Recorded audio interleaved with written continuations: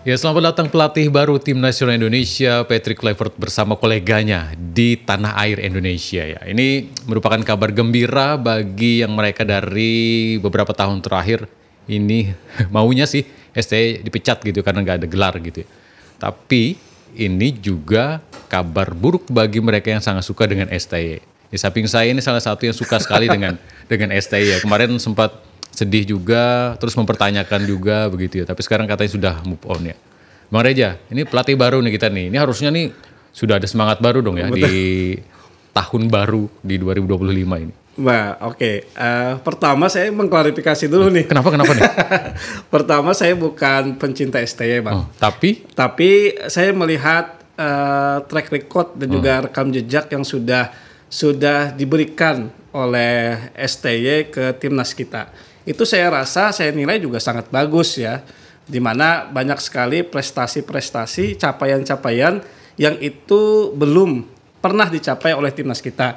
Tapi di tangan STY, nah ini menjadi sebuah pencapaian yang sangat luar biasa. Nah, sehingga masyarakat cinta gitu ya. Iya, berarti termasuk Bang Reja, bukan? Iya, betul. Karena kan ini Tadi di awal klarifikasi ya. Jadi yang benar yang mana nih? Enggak, saya melihat track record dan juga rekam jejaknya. Nah, dengan kehadiran dari pelatih baru yakni Patrick Kluivert dan juga jajarannya, Alex Pastoor dan juga Denis Lanzat ya Bang. Tentu ini menjadi tantangan tersendiri. Seperti yang kita ketahui bahwa di awal-awal kedatangan ya, pertama kali diumumkan oleh seorang reporter sepak bola Italia itu siapa? Saya lupa namanya, Romano. Nanti saya cek dulu. Nah, itu kan sudah mulai rame lah rame sampai munculnya tagar Patrick sudah out aja gitu ya.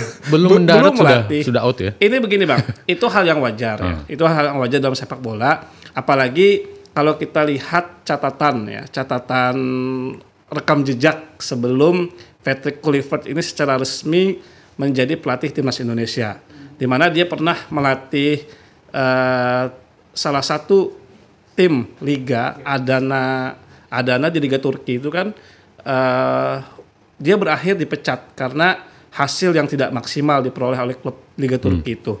Kemudian yang kedua, di mana juga Patrick Kluivert ini juga pernah melatih timnas Curaçao Bang ya. Curaçao bahkan sempat 2 kali. Tanding dengan timnas ya? Iya.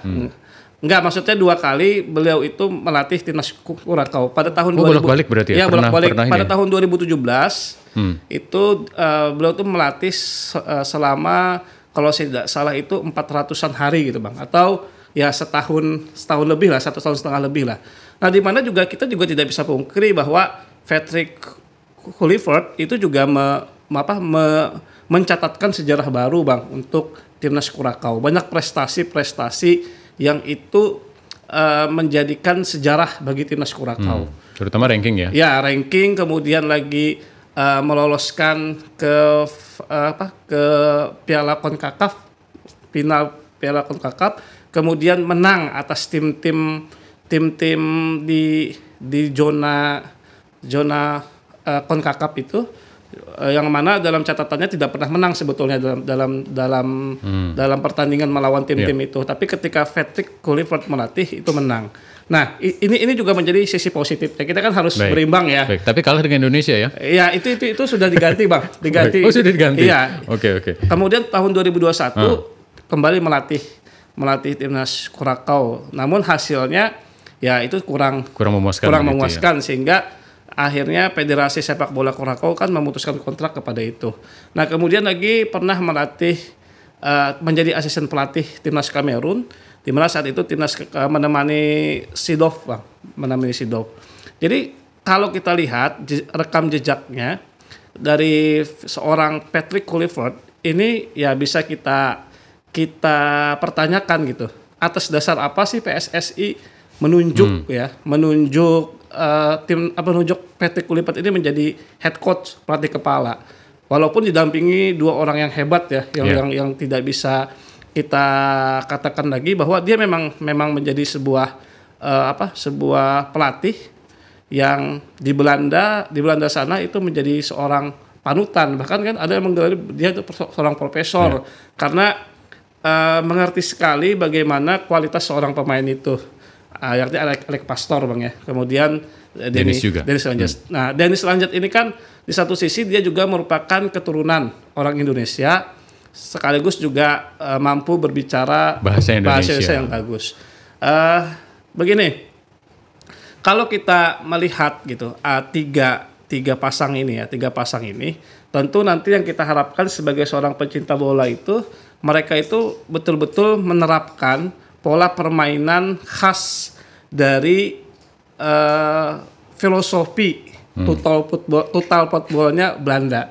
Yang jadi pertanyaan apakah cocok atau tidak? Kita sudah sampai ke situ. Yang kita lihat bahwa pemain diaspora kita itu tumbuh menjadi seorang sepak bola itu kebanyakan dari culture Belanda Bang ya. Sehingga ya sudah mengenal betul gitu bagaimana filosofis total football itu. Tinggal nanti pemain-pemain yang memang orang Indonesia itu mampu mengimbangi permainan itu.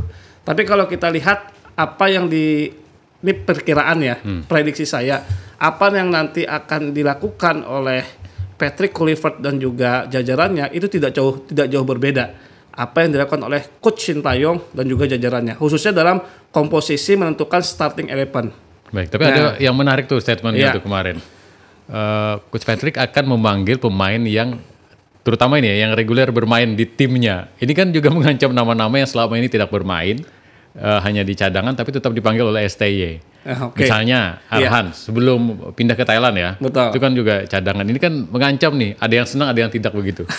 Betul ya. Seharusnya memang seorang pelatih itu dalam menentukan komposisi pemainnya itu harus melihat bagaimana kinerja dan juga kualitas yang sudah dilakukan oleh pemain itu di level klub, di level klub Bang ya. Nah, sehingga itu yang menjadi penilaian sekaligus juga menjadi satu indikator untuk layak tidaknya dia diambil menjadi bagian dari timnas nasional. Tapi kan selama ini kalau kita boleh lihat kualitas Bang ya, kualitas bagaimana pemain yang bermain di Liga 1 dengan pemain yang berada di luar Liga 1. Contohnya main di Liga Thailand, di Liga Jepang, di Liga Korea. Itu menurut penilaian saya itu masih layak mereka yang bermain di klub luar. Walaupun cadangan ya? Ya, bukan saya bukan saya menyukai Arhan, menyukai Marcelino, bukan. Tapi Asnawi ketinggalan satu. Kalau Asnawi kan di Liga Thailand kan rutin ya bermain ya, dengan Port FC kan. Tapi kalau dilihat dari Marcelino dan juga Arhan, Marcelino walaupun jarang sekali mendapatkan menit bermain. Ketika dia bermain di Liga Belgia, kemudian hari ini bermain di Oxford di Liga Championship di Liga Inggris. Divisi di ini. Nah, ini juga kualitasnya juga di pemain Liga 1 siapa yang mampu menyaingi kualitas Marcelino? Saya rasa tidak ada pemain Liga 1 yang kualitasnya hampir setara atau melebihi dari Marcelino. Marcelino kan memiliki kecepatan ya, bahkan para pengamat-pengamat sepak bola di luar negeri ya. Saya mengutip pendapatnya Sape Sali itu. Iya, dia menilai penyerangnya timnas Malaysia. Ya, dia menilai Marcelino ini memiliki kemampuan dribble yang sangat luar biasa dan itu yang tidak dimiliki oleh pemain-pemain lain. Nah, sekali lagi pelatih juga harus jeli Bang melihat kualitas dari pemain itu. Walaupun jarang diturunkan di klubnya, tapi ketika kualitasnya lebih baik dibandingkan pemain yang ada di Liga 1, saya rasa dia juga harus memanggil pemain itu. Apalagi nih Arhan dia memiliki senjata yang tidak dimiliki oleh pemain-pemain lain. Jadi lemparan yang sangat berbahaya. Baik. Kalau Asnawi gimana tuh? Senjatanya apa kira-kira tuh? Asnawi harus seimbang dong ya. Betul. Asnawi dalam beberapa terakhir bermain bersama timnas memang banyak sekali mendapatkan kritikan Bang ya. Kritikan tajam. Padahal kapten ya. Iya, karena kalau dilihat dari sisi permainan memang ketidaktenangan Asnawi dalam menguasai bola sehingga itu yang banyak merugikan tim ketika kita sudah melakukan serangan balik tiba-tiba Asnawi ini kita di counter attack lagi oleh tim lawan. Nah, ini juga menjadi sebuah hal yang harus diperhatikan. Apalagi kan penampilan dari Sandy Walsh sangat luar biasa ya, tenang. Baik, kemudian passingnya luar biasa, kemudian bola duel atasnya bagus. Kemudian juga dengan hadirnya Kevin Dix ya. Kevin Dix kan bisa juga ditaruh di bek kanan Bang ya. Ini juga menjadi melawan Jepang di bek kanan, sebelum cedera betul, sebelum cedera. Ini juga menjadi sebuah tantangan bagi Asnawi. Asnawi ini dia memiliki kekuatan Bang, strength yang kuat, power yang sangat kuat, daya jelajah yang kuat. Itulah yang membuat coach STY itu suka dengan Asnawi karena dia memiliki power itu.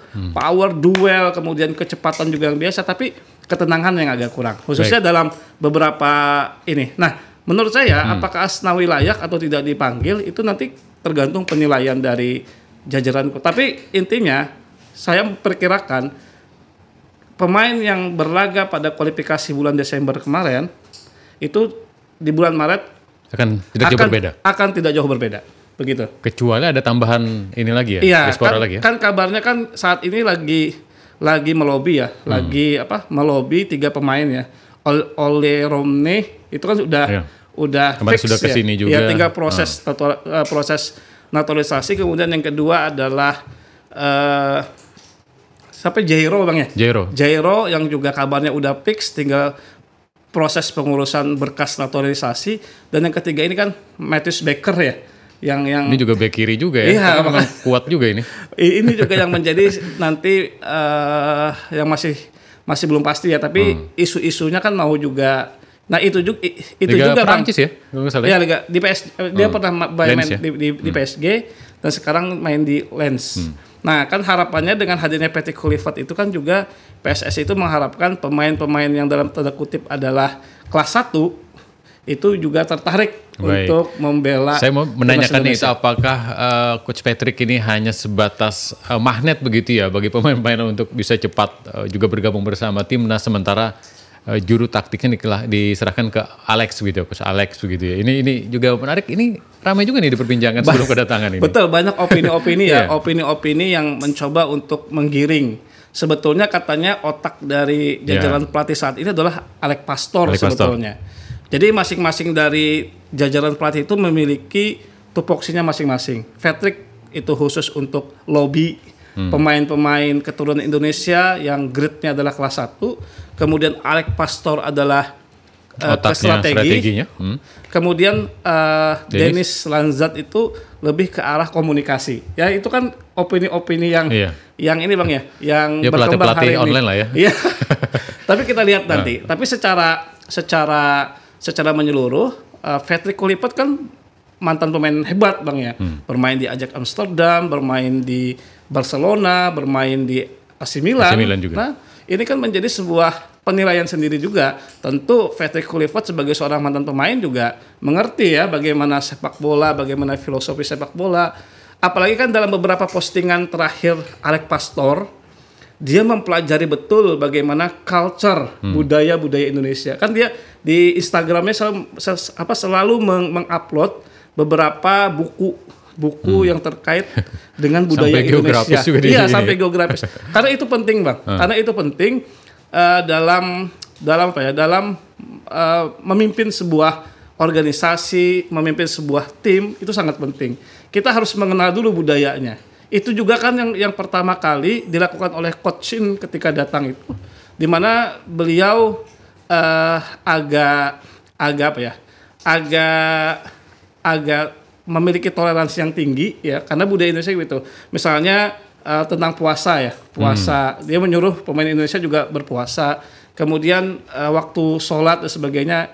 Nah itu penting sekali bagi seorang pelatih untuk mengetahui bagaimana culture budaya suatu negara itu. Meskipun belum bisa berbahasa Indonesia. Iya, tapi kan ini usaha yang sangat sangat luar biasa kalau menurut saya dari ini.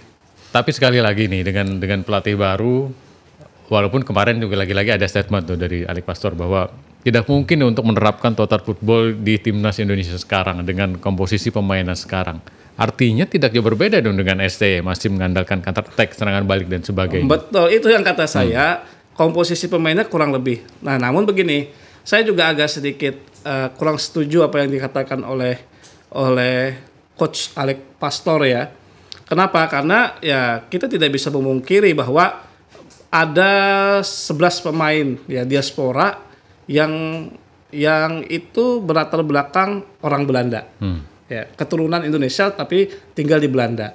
Tentu mereka itu sejak di masa akademi Bang ya atau SSB di sana itu sudah mengenal betul bagaimana kalau sepak bola. Saya rasa kalau menerapkan total football pun dengan misalnya di starting 11 itu ada 8, ada 9, itu bisa pemain diaspora. Harusnya ya? Harusnya bisa ya. Tinggal yang lokal menyelesaikan Bang ya 2 atau 3 orang di starting 11. Tidak masalah. Nah makanya saya juga mempertanyakan kenapa seorang Alex Pastoor mengatakan seperti itu. Apakah dia tidak tahu bahwa komposisi pemain diaspora di kita itu seluruhnya adalah keturunan orang Belanda. Indonesia yang tinggal di Belanda. Saya rasa tidak ada alasan untuk mengatakan itu. Baik, ini sudah mulai naik nih ya. Enggak. Tapi artinya memang alasan untuk percaya proses sebagainya perlu adaptasi sepertinya juga tidak akan berlaku loh dengan skuad yang ada sekarang dengan pelatih yang juga dari Belanda. Pemain juga kebanyakan dari Belanda dibandingkan dengan STY kemarin ya. Kita begini, kita melihat ya kontrak yang diajukan oleh PSSI ke STY. Kan dia harus meloloskan Indonesia ke Piala Dunia Bang ya tahun 2026 ya. Nah tentu ini juga yang harus dibebankan kepada jajaran pelatih baru. Walaupun hari ini kan banyak opini-opini yang berkembang. Berbeda ya? Iya, katanya tidak ada target itu 2030 ya Piala Dunia. Nah artinya apa? Masyarakat di sini sebetulnya sudah menantikan itu. Sehingga kata percaya proses itu ya tidak ada lagi Bang. Kata percaya proses itu tidak ada lagi. Karena kita sudah berproses sampai ke round 3 ini sudah pencapaian sangat luar biasa. Sayang apabila ini terhenti. Kita tidak bisa untuk lolos ke Piala Dunia. Saya rasa perlakuan antara PSSI ke STY dan juga PSSI ke Patrick Kluivert dan juga jajarannya itu harus sama. Targetnya ya tetap harus lolos Piala Dunia. Ini kan kontraknya 2 tahun ya. 2 tahun kemudian ada opsi ya penambahan 2 tahun. Ya jika memang dinilai cukup bagus atau sangat bagus ini menarik untuk dinanti. Oke, apakah nanti akan lolos ya ke Piala Dunia yang katanya berbeda-beda nih di PSSI, ada yang 2030, ada yang target ini harus lolos, tapi intinya kita sudah nyebrang ke tengah lautan nih, tinggal menyelam aja lagi ya. Mari ya. Satu lagi Bang ya, satu tambahan. Salah satu alasan STY dipecat itu karena komunikasi ya. Yang banyak kritikan kan Sintayong itu tidak bisa berbahasa Indonesia, kemudian tidak lancar berbahasa Inggris.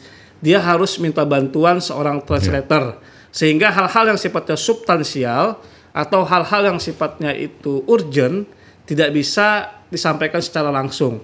Tetapi harus melalui orang lain, translator. Kan dalam komunikasi ada satu hal yang ditakuti ketika translator ini kurang mampu untuk menangkap ya apa yang disampaikan oleh seseorang itu, termasuk pelatih Sintayong. Nah hari ini bagi saya itu tidak ada lagi jadi alasan. Ya. Udah bisa semuanya Indonesia ada gitu ya. Pertama Patrick Kluivert bisa berbahasa Belanda, apalagi pemain diaspora kita kan rata-rata orang Belanda. Kemudian lancar berbahasa Inggris, ya. Kemudian staf pelatihnya 3 itu ada yang bisa berbahasa Indonesia. Sehingga ini tidak lagi menjadi alasan nanti jika gagal, tapi kita tidak menginginkan ya timnas kita gagal dalam masuk ke round 4 atau lolos ke Piala Dunia secara langsung. Itu tidak lagi menjadi alasan. Oke, tidak ada alasan lagi dan kita akan jumpa nanti di Piala Dunia 2026. Amin. Ya.